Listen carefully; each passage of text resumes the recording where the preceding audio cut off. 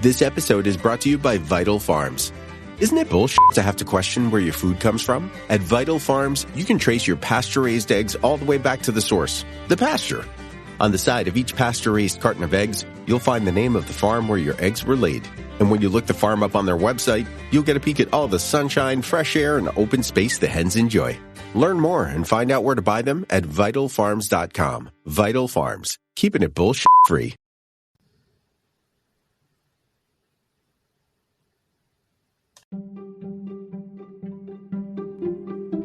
Welcome to the HCI family of podcasts. We're your source for personal, professional, and organizational growth and development. We share our own original research, explore industry trends, and interview executives and thought leaders from across the globe. Join us for practitioner-oriented content around all things leadership, HR, talent management, organizational development, and change management. Maximize your personal and organizational potential with the HCI family of podcasts.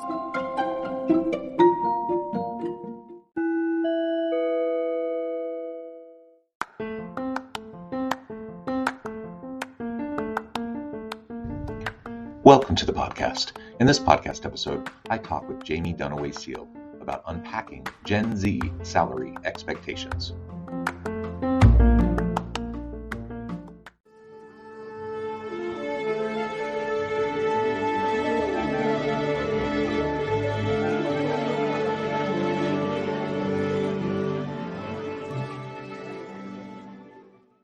Jaime Dunaway-Seale, welcome to the conversation today. Thanks for having me. It is a pleasure to be with you. Welcome back to the podcast.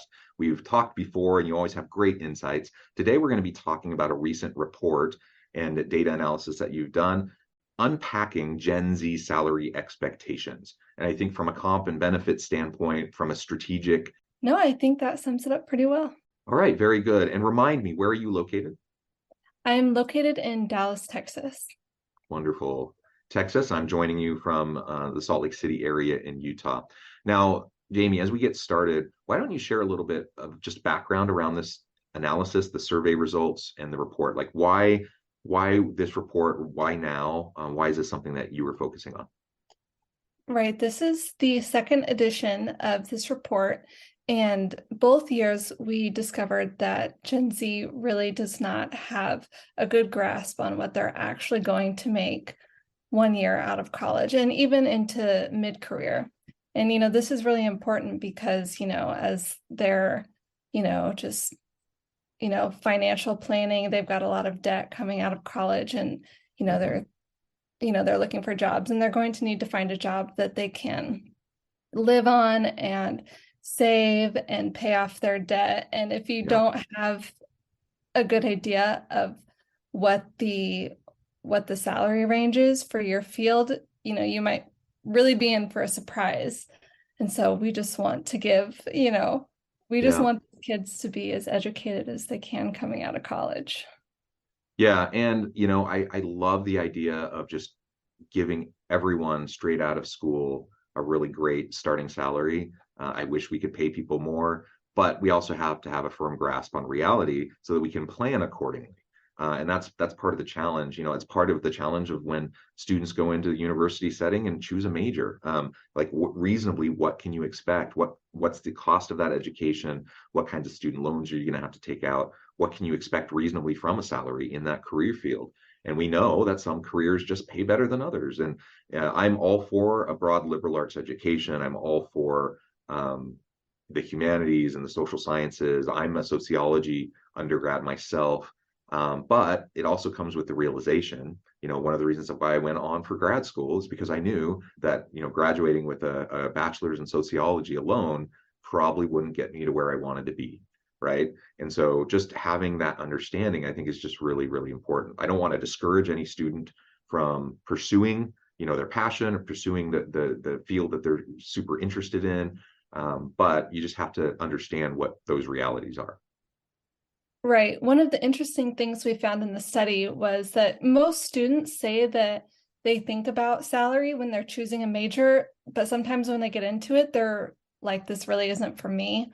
So like engineering students, they're probably going to make a really good salary right out of college, but a lot of them regretted their major.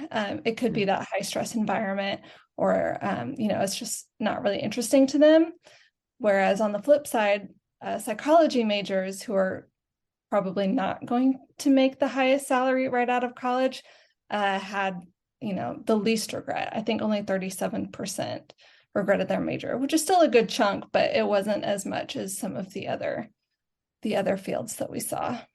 Yeah, and I forget the report that came out. Maybe you're referencing it, or maybe this is from your own analysis, but there was a report that came out not long ago, maybe a few months back, that had the 10 least regretted majors.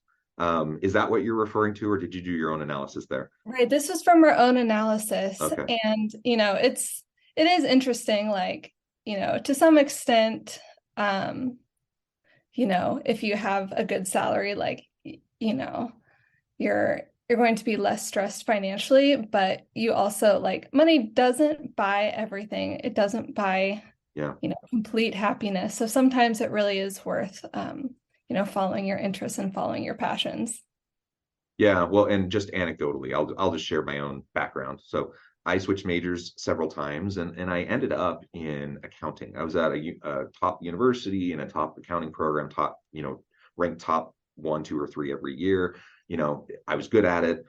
I knew that if I did this program and I finished, I would be set. Like, I would have a successful career, I'd have a stable career, I would have a good salary with lots of opportunities for growth, etc. The only problem was I hated it.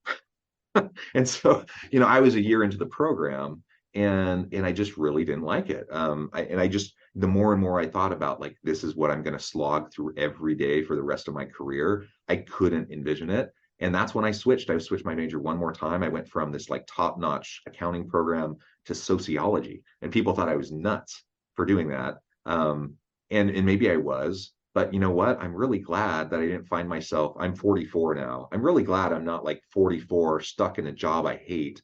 And instead I was able to carve out a different path, and I found success in the path I've taken, even though it was totally different.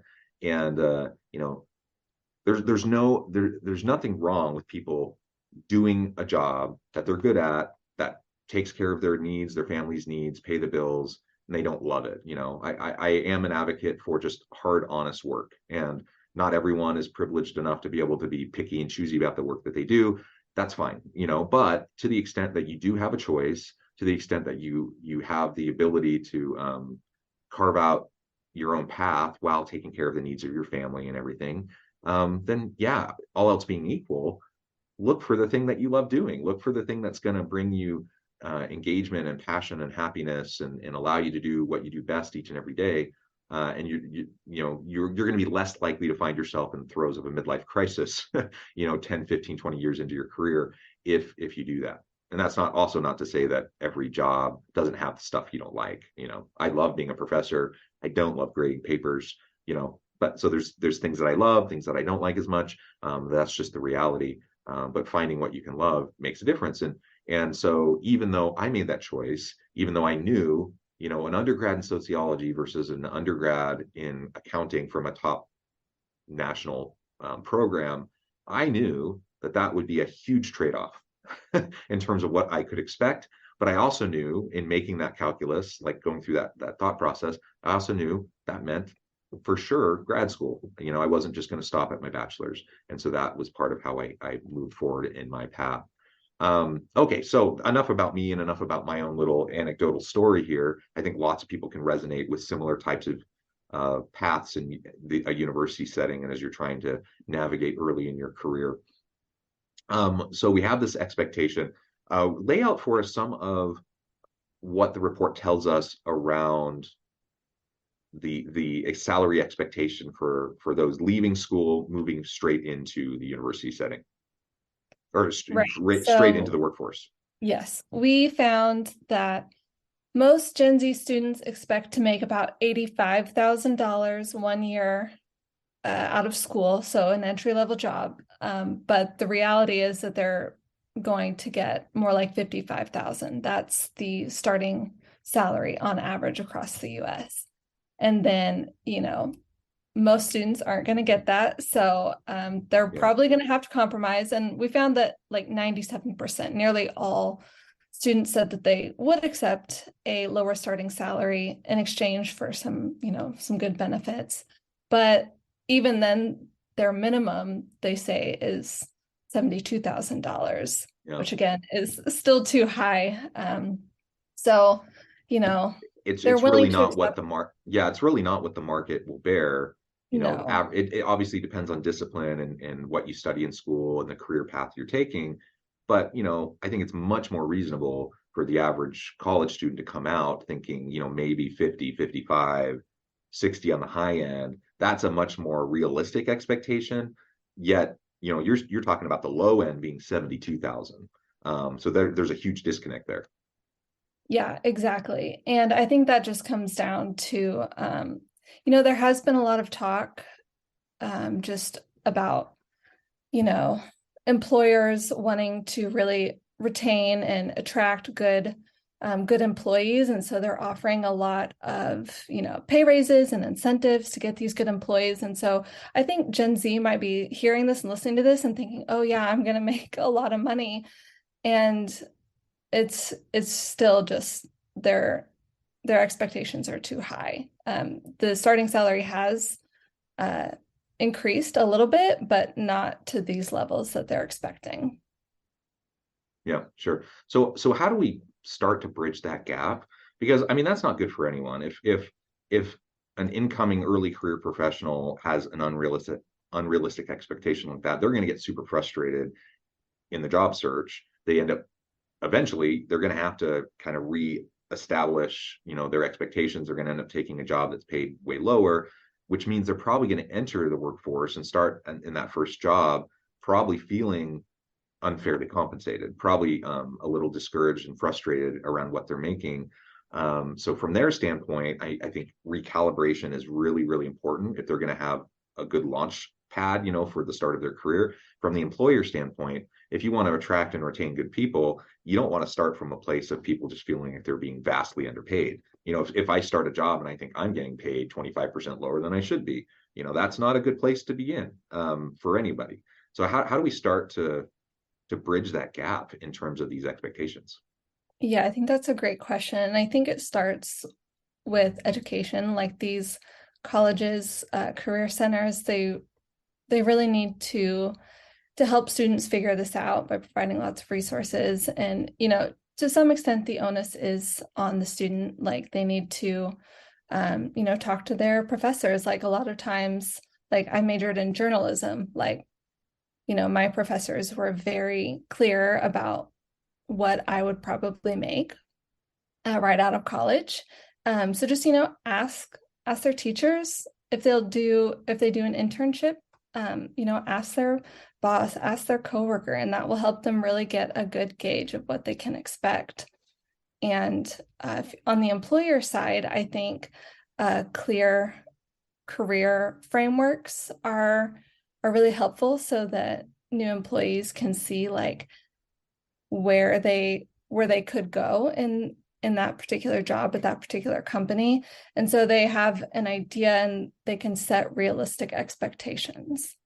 Having that dialogue is going to be really important in the university space. I want my students to have, we talk about realistic job previews all the time. I'm in the HR space, so we talk about realistic job previews from a variety of angles, just from an HR perspective. Certainly part of that means just what is realistic for you as a student leaving this program. Like we think we prepare our students really well. We think we launch them well. We think they're going to be able to have success. But, if you think you're going to leave and magically get that 80 grand a year job without a master's degree, I think you're probably smoking something. It's just not going to be the reality for like the vast majority of students. It's possible, but it's just probably not going to happen. So, with that said, on the professor side, on the advising side in the university setting, we just need to be realistic with our students and be clear in helping to set those expectations. And on the employer side, I think we need to be crystal clear when we're going through the recruitment and the screening and the selection and the interviewing process. Be transparent. That's something I feel very strongly about, that we should have less of the opaqueness around hiring, salary, benefits that are offered with the position. I think we should be transparent in job postings, let people know right up front what the range is and what is reasonable for this position, so that people don't waste their time. They don't waste your time going through the whole interview process trying to get a job and then realizing, oh, this is 20% less than I expected. I see that all the time. So on the employer side, think about the applicant experience. Think about the bringing this new person in, and if it was you, what would you hope for and what would you expect, and act accordingly. I don't think employers are malicious ever in trying to like pull one over on people they're bringing into the to the organization, but I do think they often are not as transparent as they could or should be, and it's not malicious, but it's just a lack of attentiveness, and it's a lack of really thinking through, what would I want if I were in this position looking, to join this company. And most people would say, yeah, I would like some clarity around what the pay actually is, what the benefits are. I'd like consistency in how that's discussed throughout the process, so that if I do get selected, I can get onboarded and it's going to be a relatively smooth process. And I can start from a positive place of feeling good about where I'm at, not feeling like I had to settle, not feeling like I got cheated from day one at this company. Yeah, I do want to piggyback on what you said about including salary ranges on job applications. I think that's really important. Again, so just no one is wasting their time. And just, personal experience that I've had in HR and recruiting is like, I know that our company includes the ranges on the applications, and the feedback that we've gotten from applicants has been really positive. They say that's one of the best things that, that they experienced, going through our recruitment process. And so that's another just really great way to attract, the best employees. Good. Well, what are some of the other results that come out of this survey? Right. So we found that most students, they have unrealistic salary expectations, but they also have unrealistic expectations about how they're going to get a job and how they're going to just progress in that job. Like most students think that they're going to be promoted like within 1 year. The average is about 2 or 3. They also think that they're never going to have to work an entry-level job, which is highly unlikely, and that this one does have maybe some weight to it, that it's more about who like your family and personal connections are going to help you get a job more than your actual skills. And well, I think finding a job is a little bit about who you know. You definitely need to be qualified to actually do that job. Yeah. So who might help get you in the door for the interview. I think that's absolutely true. Networks matter. The network effects are huge. But unless your parent is like the CEO, that connection isn't going to help you get that job if you don't have the skill set to go along with it. So it might get you in the door for the interview or to be considered, have the start of the conversation. But if there are tons of really qualified people who have the skill sets and you don't, forget about it. Like, you're just not going to get selected. Businesses are too competitive. Companies aren't going to shoot themselves in the foot, Exactly. I think it's really important to build those skills, like those practical skills as a student, because, your resume only is going to get you so far. Like, it's important to have a good resume, but you want to show them the practical skills and, projects that you have accomplished as well. Not just like, oh, I have a 4.0 GPA. Yeah. And that's something I try to tell students all the time. It's about the practical application of knowledge in our program. That's going to be really important for you. And that's why we build in internships. We build in lots of consulting projects into our courses. The students don't always love it. Sometimes they would rather just kind of do an easier class where they don't have to do that kind of stuff. But it's going to make all the difference in the world when they're applying for positions and they can demonstrate actual experience doing actual projects, working through the challenges that are innate with those, and just demonstrating how they have been able to apply what they've learned. And it's not about the GPA. It's about the skills. And so, getting that 4.0, that's great. And I know some people have that goal. But sometimes I think one of the best things that can happen to a student who's like a 4.0 student is that first A- or that first B+ that they get, that then kind of frees them from the bondage of like that constant expectation of trying to get a 4.0, because frankly, nobody cares in business. They just do not, especially after the first job. Whatever you did in your undergrad, once you get that first job, it's all about your performance. It's all about what you're able to accomplish in that first job, your university experience and your GPA and your projects and all those sorts of things.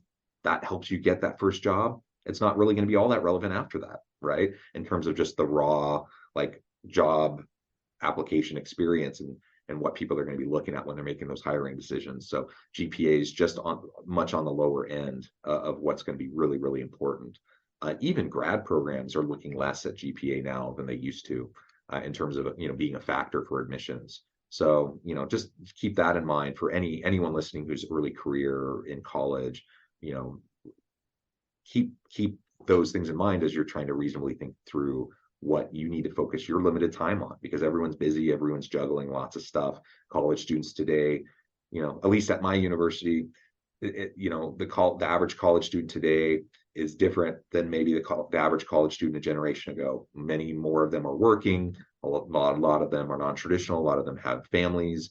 They're juggling a whole lot of stuff. It's not just like going to college for 4 years and just like going through your classes. That, at least at my university, that's not how it is for almost anybody. So, just recognizing how you're going to prioritize given limited bandwidth, limited time and resources, is important, as you're making the calculus towards your future.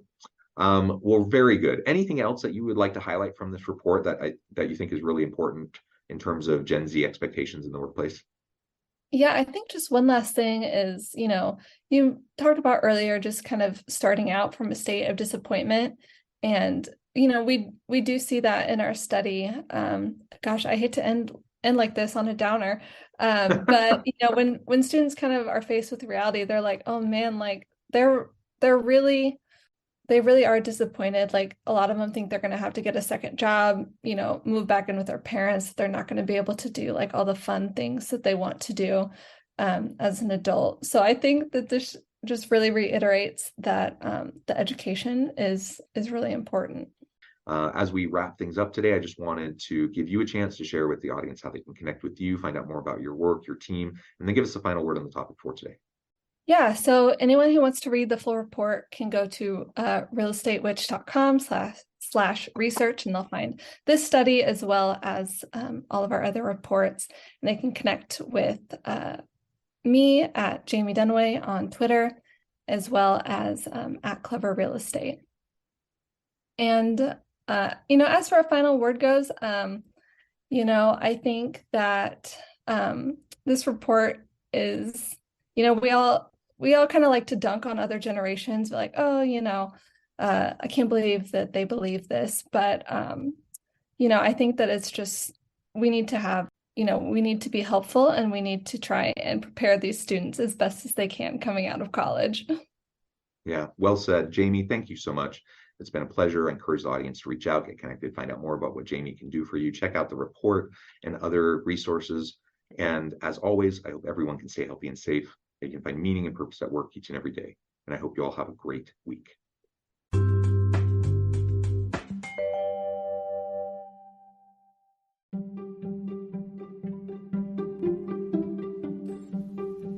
Thanks for joining us for this episode of the podcast. We hope you stay healthy and safe, and please join us again soon.